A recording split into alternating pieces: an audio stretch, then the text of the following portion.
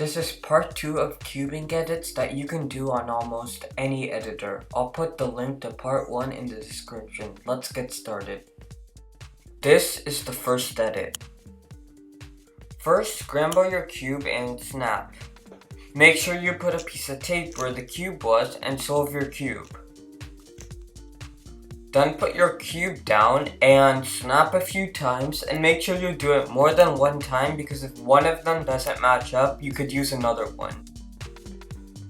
Now import this clip onto your editor. For this video, I'm going to be using iMovie, but you can use any editor. First, you can start off by trimming off the empty space of you solving it. Now you have to delete the clip of you picking up the cube and putting it back down. Now cut the snap in half and replace it with another snap that you did on the second clip.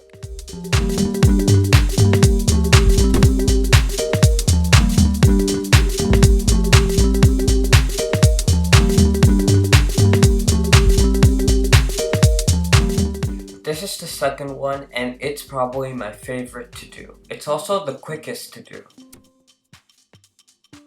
All you have to do is scramble your cube, and at the end, slam your hands down on the table like this. Try to do this as fast as possible and reverse the scramble. Here's how it looks.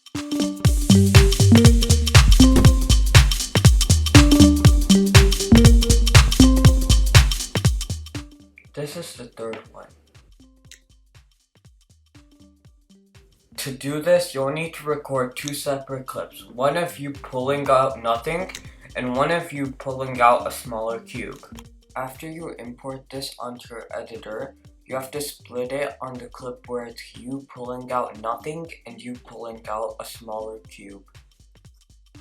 Now you just have to play around with the timeline and make the first clip shorter and the second clip longer, and you have to just keep doing that until you have something like what I got right here.